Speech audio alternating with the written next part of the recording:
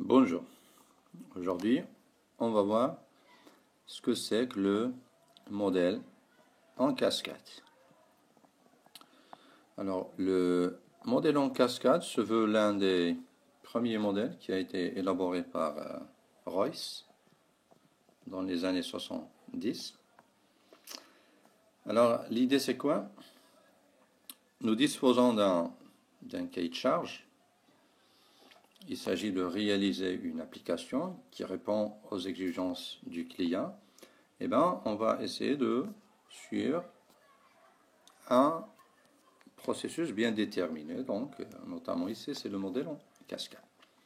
Alors, le processus, on peut le représenter sous forme une cascade.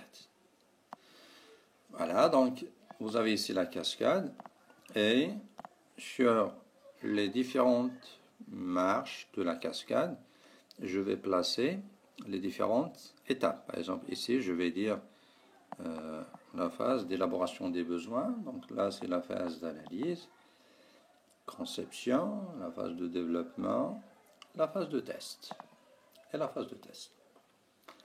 Alors, ça se passe comment? Donc, ça se passe comment?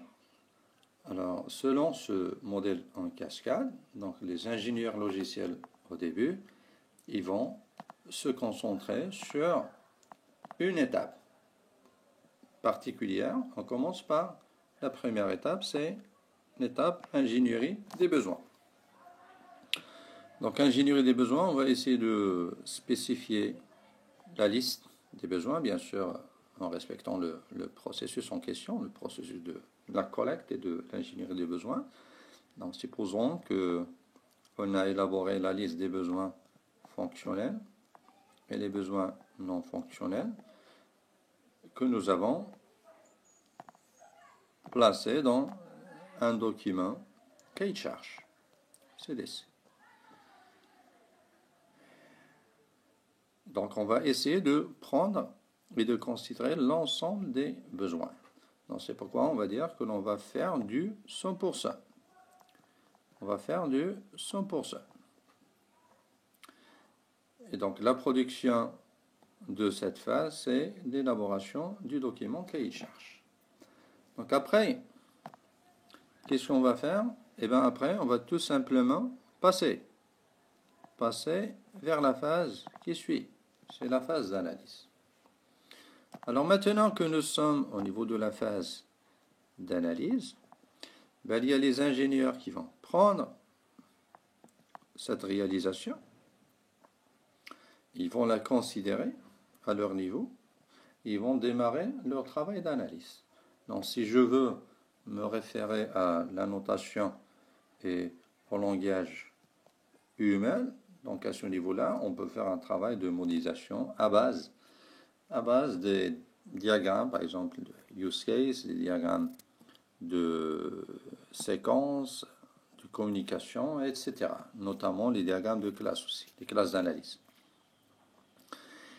Donc la particularité aussi de cette étape-là, c'est que l'on va faire une analyse 100%. Donc 100% d'analyse. On va analyser l'ensemble des besoins qui figurent au niveau du document cahier de charge.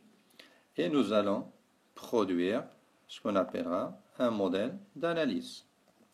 Donc le modèle d'analyse est produit, on peut passer à l'étape suivante. Regardez le cascade. Donc le cascade, donc le versement, l'écoulement de l'eau. Donc l'eau, ça coule. Donc ça crée un phénomène de cascade. Maintenant, les concepteurs, ils vont considérer ce modèle d'analyse qu'ils vont exploiter à leur niveau. Ils vont exploiter comment? Et là, c'est le travail de conception qui va démarrer. Donc, on va par exemple poser des questions par rapport à l'architecture du logiciel, on va poser des questions par rapport au design pattern que l'on va utiliser, on va poser des questions par rapport aux couches logicielles que l'on va exploiter, etc. Donc les concepteurs savent ce qu'ils vont faire. Donc maintenant, Cascade nous dit que les concepteurs, ils sont censés faire du 100%. 100%, donc la production, ça va être un modèle de conception. Et donc dans le modèle de conception, on va trouver notamment les diagrammes humains en question, notamment le diagramme de classe de conception, le diagramme de pactage qui est important, le diagramme de pactage, parce que ça représente ce qu'on appelle l'architecture logicielle. L'architecture logicielle, ou bien cette répartition en couches qui est essentielle pour un travail de conception. Et après, bien entendu, on passera à l'étape suivante, l'effet cascade qui continue. Donc vous avez l'effet cascade qui continue, on arrivera sur la phase de développement. Donc la phase de développement consiste à faire un travail de transformation du modèle de conception, des modèles conceptuels vers du code. Donc là, on va faire du code, du codage, bien sûr, en fonction de la technologie que vous allez et que nous allons investir. Donc transformer la conception en du code, c'est ce qu'on appelle développement. C'est ce qu'on appelle développement. Donc là aussi, on va faire du 100%. On va faire du 100% et nous allons produire le modèle du code ou bien le code, tout simplement. Un code tout simplement qui est toujours lié au modèle de conception. Qui est toujours lié au modèle de conception. Donc une fois que le code a été servi, eh bien, les testeurs ils vont pouvoir commencer leur travail. Donc lorsqu'on parlera de tests, donc les tests, c'est la phase qui consiste à trouver le maximum d'erreurs. Le maximum d'erreurs. Bon, tester ne veut pas dire on va dire si le programme est juste ou non, mais l'objectif des tests, c'est uniquement pour détecter un maximum d'erreurs dans une période de temps qui est fixée à l'avance. Donc là, on va faire du test. Test sous toutes les formes. Hein. Il y a plusieurs catégories de tests, tests unitaires, tests d'intégration, tests qualification, acceptation, tests de stress, etc. Donc là aussi, on va faire du 100% et on va produire notre modèle de test. Alors, lorsque le test est achevé, eh bien, à ce moment-là, on va pouvoir faire un travail de déploiement et on va démarrer la phase de maintenance. Donc voilà rapidement les concepts clés du premier modèle